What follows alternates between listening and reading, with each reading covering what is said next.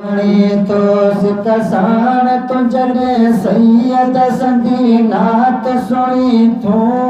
पक जान बजे प्यारे परवर के यार बनी थो पक जान बजे प्यारे परवर के यार बनी थो दुनिया जिन सरदार वडेरे जी तारीफ इन पियन जी सरदार सगोरे जी तारीफ दुनिया जिन सरदार वडेरे जी तारीफ इन पियन जी सरदार सगोरे जी तारीफ इन पियन जी सरदार सगोरे जी तारीफ तारीफ करण साथ थिए राज़ी दणी थो तारीफ करण साथ थिए राज़ी दणी थो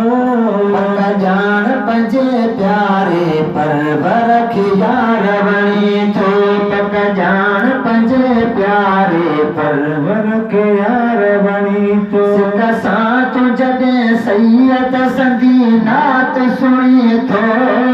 सिक सां जॾहिं सैयद संदी नात सुणी थो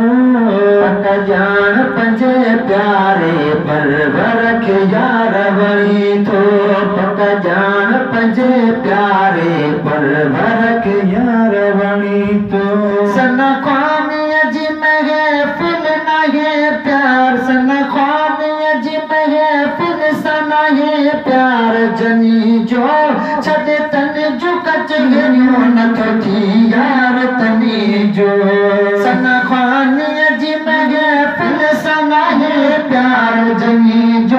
छॾे तन जो कचहरियूं नथो थी यार तनी जो छॾे तन जो कचहरियूं नथो थी यार तनी जो सन ख़्वानीअ जी महफ़िल कदम पंहिंजो खणी थो सन ख़्वानीअ जी महफ़िल कदम पंहिंजो खणी थो पक जान पंजे प्यारे परवर के यार बणी थो पक जान पंजे प्यारे परवर के यार बणी थो सिक सां जॾहिं सैयद संदी नात सुणी थो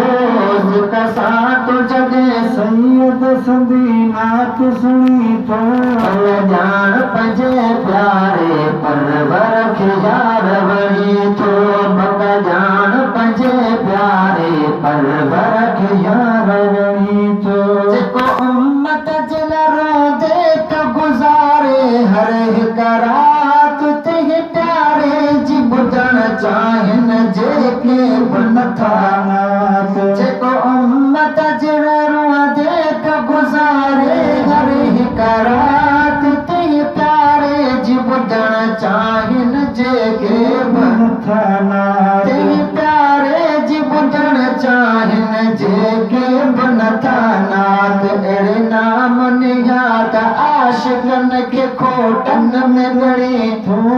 अहिड़े नाम निहात आशिक़नि खे खोटनि में ॻणी थो पक जान पंजे प्यारे परवर के यार बणी थो सिक सां जॾहिं सैयद संदी नात सुणी थो सिक सां जॾहिं सैयद संदी नात सुणी थो पक जान पंजे प्यारे परवर के यार बणी थो पक जान पंजे प्यारे परवर के यार बणी थो मट न पिरी कहिड़ी नात ख़्वाननि जी खता पर तारीख़ त तलखे छा छा थियो अता